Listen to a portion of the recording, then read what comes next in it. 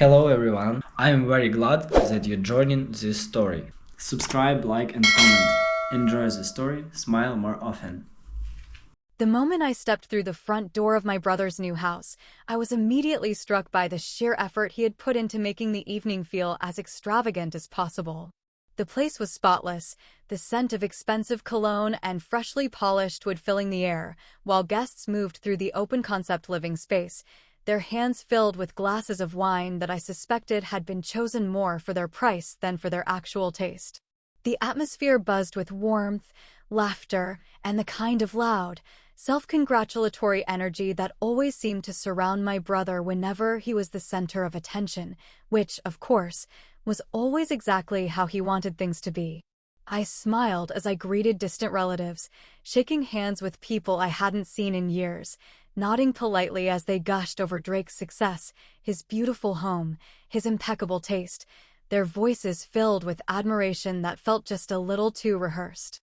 My mother hovered near the kitchen island, sipping from a delicate crystal glass, her eyes scanning the crowd like a hostess ensuring everything was going according to plan, her expression unreadable, though I could sense the satisfaction lurking beneath the surface.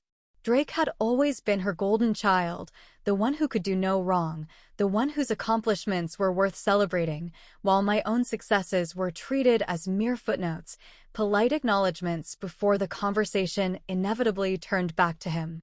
I kept my composure, pretending not to care, pretending that the slight sting of being an outsider in my own family didn't bother me, pretending that I hadn't already counted the minutes until I could make a quiet exit without raising suspicion.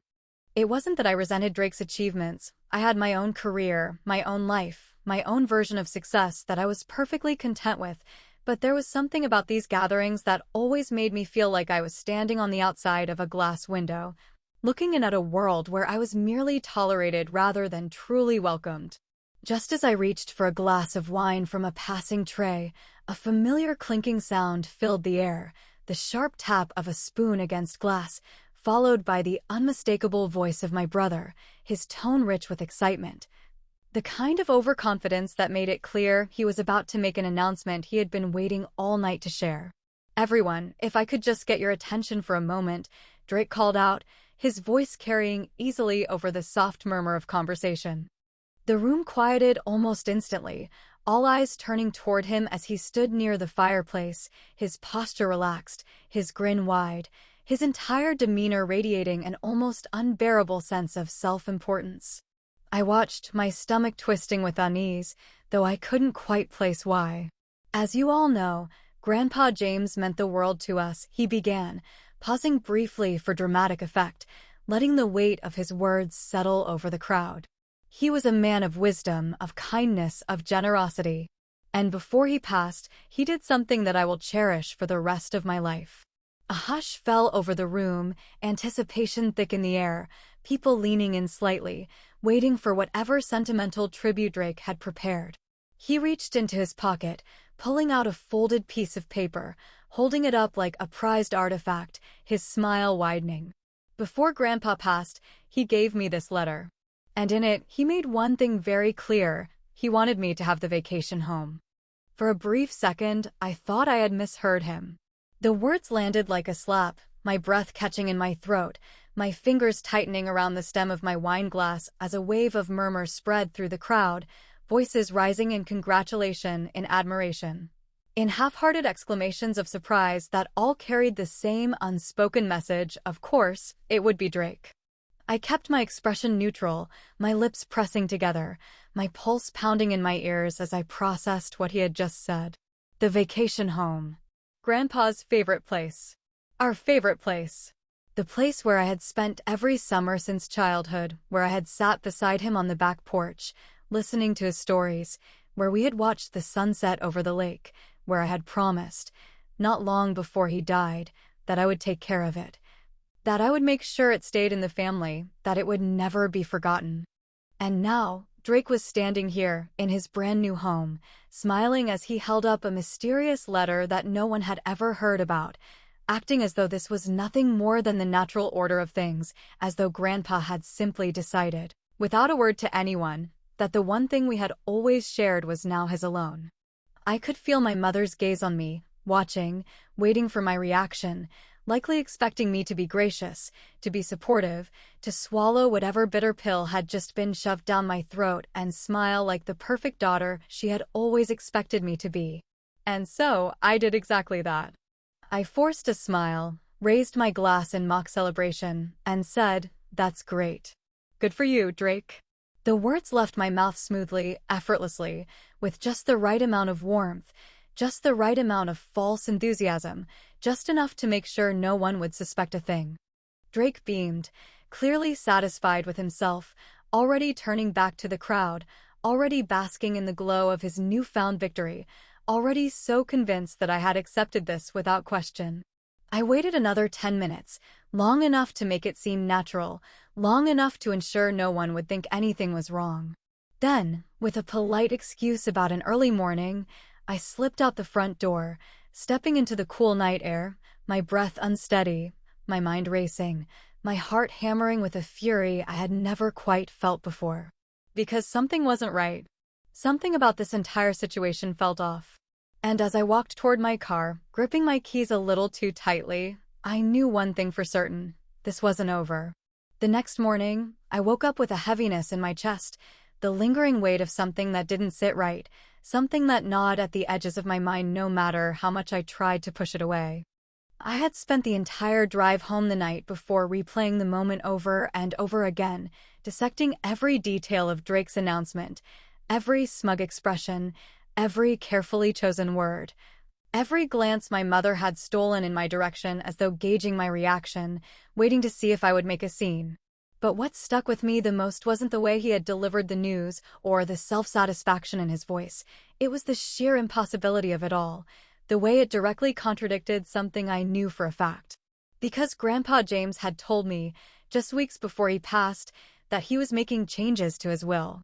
I sat up in bed, rubbing my temples, trying to remember the exact wording of our last real conversation, the one we'd had over coffee at his kitchen table, the one where he had sighed and said, "I need to make sure everything is fair." I had assumed at the time that he meant he wanted to split things evenly between Drake and me, that he didn't want there to be any bad blood after he was gone, that he understood how much the vacation home meant to both of us, especially to me. So why, then, would he suddenly decide to hand it over entirely to Drake? The more I thought about it, the less sense it made. I grabbed my phone from the nightstand, my fingers moving on instinct, scrolling through my old messages, looking for any proof, any small shred of evidence that would confirm what I already knew deep down, that something wasn't right. My heart pounded as I skimmed through weeks of texts, rereading messages I had barely paid attention to at the time, looking for anything that hinted at what Grandpa had truly intended. And then I found it. A text from him, sent exactly 3 weeks before he died. Spoke to the lawyer today. Will is getting updated. Need to make things fair before it's too late. My breath caught in my throat, my pulse accelerating, my mind racing with questions. If Grandpa had updated his will to make things fair, then why had Drake been the sole beneficiary of the vacation home? If his intention had been to ensure fairness, then why had I been completely excluded from the one thing he knew I had loved the most? And, more importantly, why had none of this ever been mentioned until now? I needed answers. Without hesitation, I dialed the number of our family lawyer, Mr. Calloway, a man who had been handling Grandpa's affairs for as long as I could remember, a man I knew wouldn't lie to me. The phone rang 3 times before he answered, his voice warm but professional, the way it always had been. "Hannah, good morning," he greeted. "I wasn't expecting to hear from you so soon after the memorial. What can I do for you?" I took a deep breath, forcing my voice to remain steady. "I have a question about Grandpa's will," I said, choosing my words carefully. "Drake announced last night that Grandpa left him the vacation home, but that doesn't make sense to me. A few weeks before he passed, Grandpa told me he was updating the will to make things fair. Did something change after that?" There was a beat of silence on the other end, the kind that wasn't just a pause, but hesitation, as if Mr. Calloway was carefully considering what to say next, as if he was weighing his response, deciding whether or not to tell me something I wasn't supposed to know. "Well," he said finally, his tone shifting slightly. "I didn't handle the final version of the will, Hannah. Your grandfather was supposed to come in for a formal update, but he never made it to the office. He fell ill before we could make the changes official." My stomach dropped. "So, what does that mean?" I asked, my grip tightening around my phone, my nails pressing into my palm. "It means the most recent will I have on file doesn't reflect any last-minute changes," he admitted. "And as far as I know, there wasn't supposed to be a letter or any special instructions favoring Drake." I felt my heartbeat in my ears, the pieces slowly beginning to fall into place, the weight of realization settling in my chest like a stone. "But Drake said Grandpa gave him a letter before he died," I pressed, my voice sharper now, more urgent. "Would that be legally binding? Could it override what was already in place?" Mr. Calloway sighed. "It would depend on how the letter was written and whether it was notarized or witnessed," he said carefully. "But if there's no legal record of it, then it wouldn't hold much weight in court. A letter alone isn't enough to change an inheritance unless it was part of a proper legal amendment." I swallowed hard, my mind racing, my body suddenly feeling too hot, too restless to stay sitting in bed. "One last question," I said, my voice barely above a whisper. "Did Drake ever come by Grandpa's house before he died? Did he ever try to access the will?" Another pause. "And then, I can't say for certain," Mr. Calloway admitted, "but I do remember hearing that he visited your grandfather a few days before his passing. He left with an envelope." My entire body went still, my breath caught in my throat, my fingers clutching the phone so tightly I thought it might shatter in my grip. An envelope. A letter. A last-minute, undocumented, completely unverifiable letter. I didn't need to hear anything else. Because in that moment, I knew Drake had done something unforgivable. I didn't even realize how fast I was driving until I looked down at the speedometer, my hands gripping the wheel so tightly that my knuckles had turned white, my heart pounding in my chest like a warning drum. The conversation with Mr. Calloway had rattled me more than I wanted to admit, every word replaying in my mind, every hesitation, every carefully chosen phrase dripping with implications that I couldn't ignore. Drake had left Grandpa's house with an envelope just days before he died, an envelope that conveniently contained a letter giving him everything, a letter that, according to Mr. Calloway, had no legal weight, no real documentation, no official record. And yet, somehow, Drake had managed to convince an entire room full of people that it was legitimate. That wasn't just suspicious, that was something else entirely. I pulled into the parking lot of Mr. Calloway's office, cutting the engine and stepping out before I could second-guess myself, my pulse quickening as I pushed through the glass doors, my heels clicking against the polished tile floors. The receptionist looked up from her desk, her expression polite but curious, clearly not expecting anyone this early in the day, let alone someone who looked like they were ready for war. "I need to see Mr. Calloway," I said, my voice firm, leaving no room for argument. She hesitated for only a second before nodding, pressing a button on the intercom, her voice soft and professional. "Mr. Calloway, Hannah Carter is here to see you." A brief pause. Then, his voice came through the speaker, calm but cautious. "Send her in." I didn't wait for an invitation.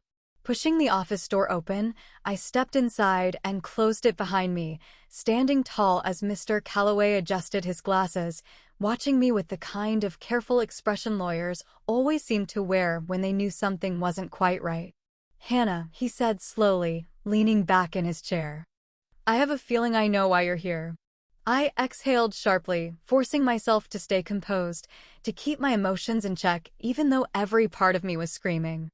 "I want to see Grandpa's will," I said, my voice steady, though my hands were still clenched at my sides.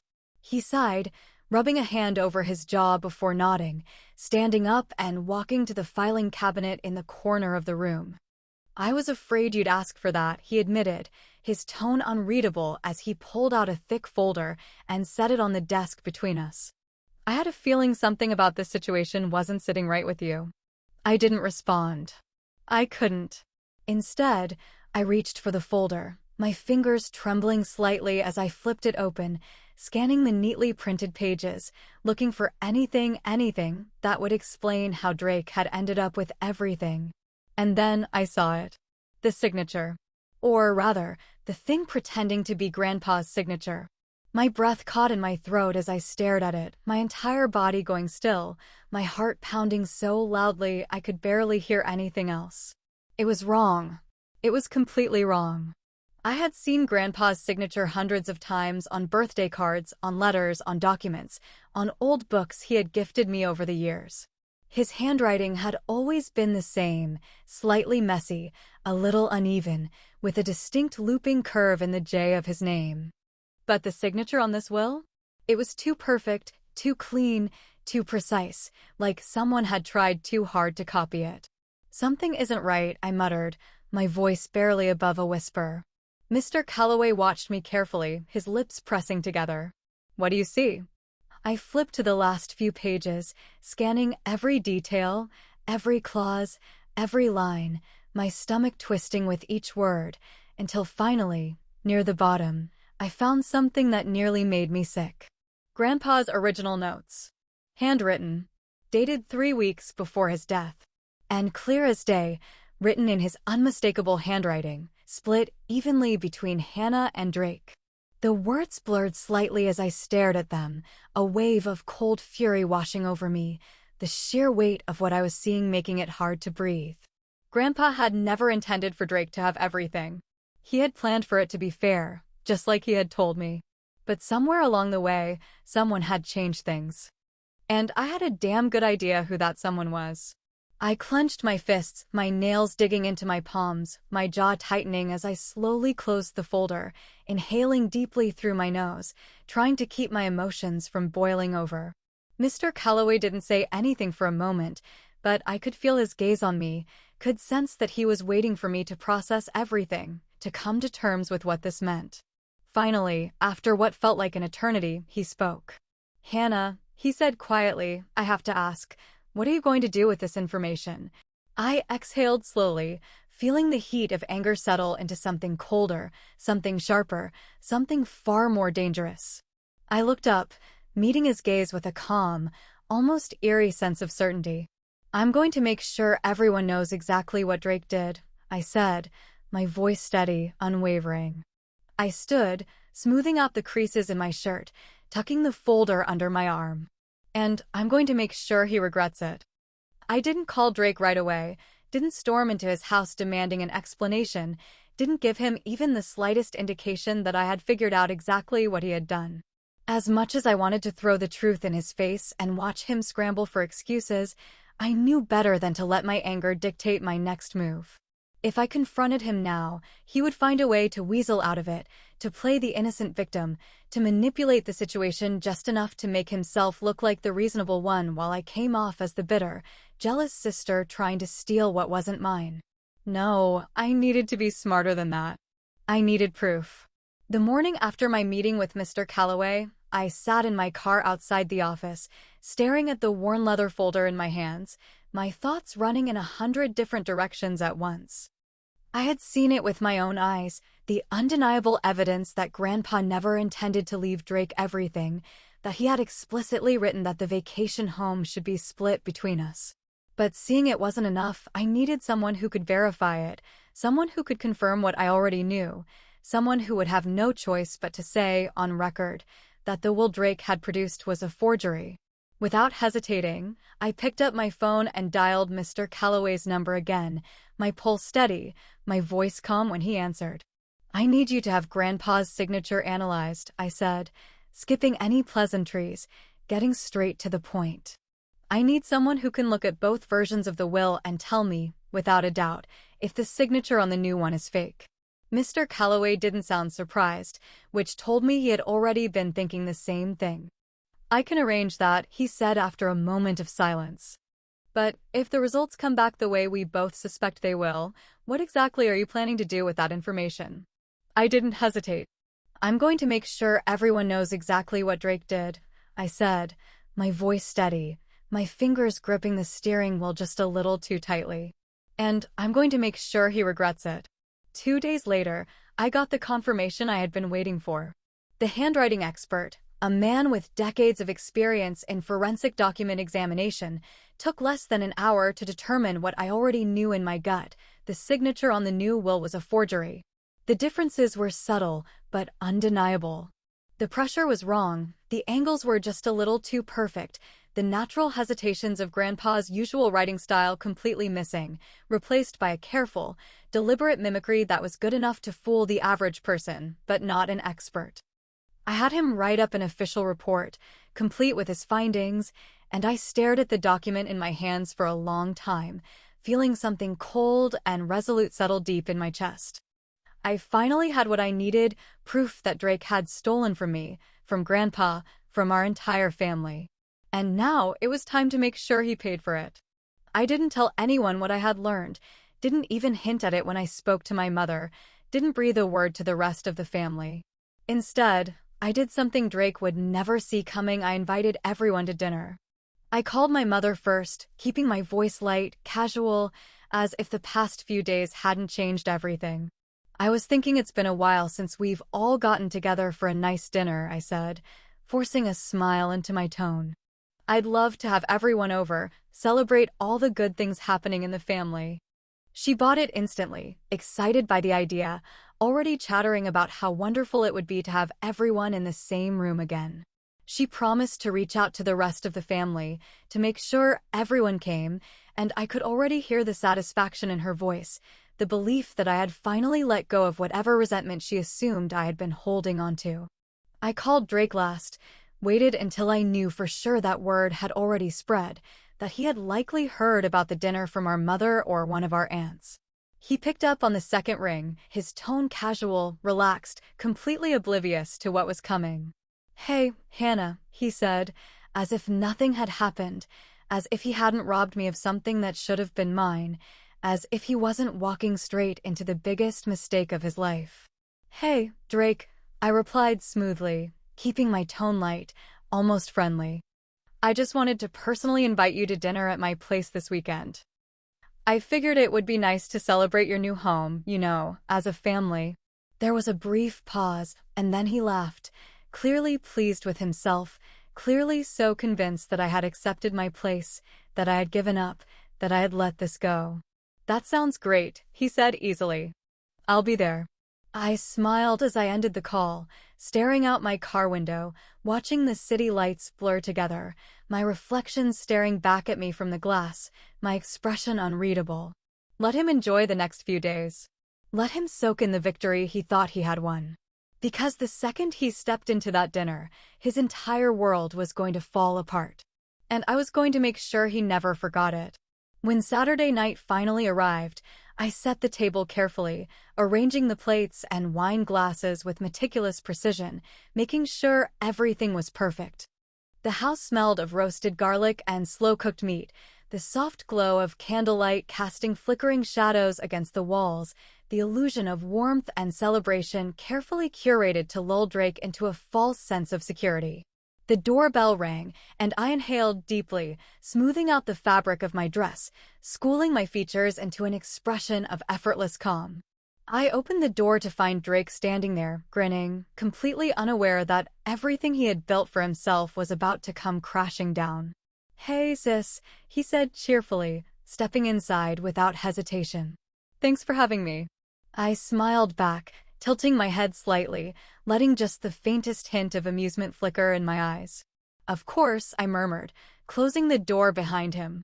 "I wouldn't have it any other way." The air inside my dining room was warm, thick with the scent of roasted garlic, slow-cooked lamb, and the rich, heady aroma of red wine, the kind of atmosphere designed to make people feel comfortable, safe, at ease.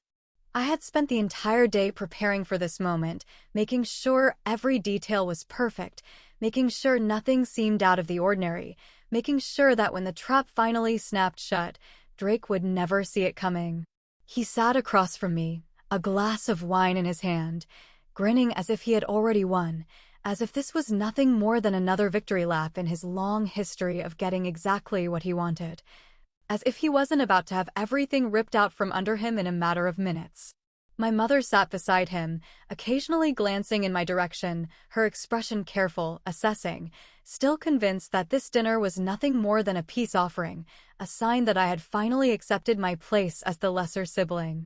The rest of the family talked and laughed, oblivious to the tension brewing just beneath the surface, to the storm that was about to hit.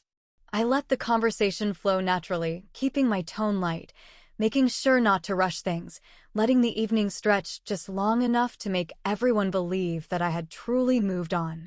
I smiled at Drake's jokes, nodded at my mother's passive-aggressive comments about how families should always stick together, and even let Beth, our aunt, gush about how it was so wonderful to see us all getting along. And then, just as the last of the dinner plates were cleared away, just as the wine bottles had been emptied and the warmth of the evening had settled in, I made my move.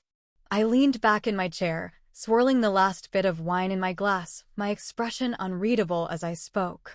"You know," I said casually, my voice smooth, light, almost amused, "I've been thinking a lot about Grandpa's will lately." Drake's glass paused halfway to his lips. My mother's hand stilled on her napkin. The room grew just a fraction quieter, the shift so subtle that no one else seemed to notice it yet, but I could feel it, the tension winding its way through the air, the moment I had been waiting for finally beginning to unfold. Drake forced a chuckle, setting his glass down with exaggerated ease, his shoulders relaxing just a little too deliberately. "Oh," he said, raising an eyebrow. "And what exactly have you been thinking about?" I smiled, tilting my head slightly, letting the silence stretch just long enough to make him uncomfortable before I reached down, pulling out a thick manila envelope and placing it on the table. "Oh, nothing much," I said smoothly, my fingers tapping against the edge of the envelope. "Just that Grandpa never actually intended to leave you everything." The silence that followed was absolute. Drake's smile faltered for the briefest of moments, his hand tightening around his wine glass before he forced another laugh, one that sounded just a little too hollow, a little too strained. "Hannah, come on," he said, shaking his head. "Grandpa gave me that letter himself. He wanted me to have the house." I nodded, as if considering his words, then slid the envelope across the table toward him.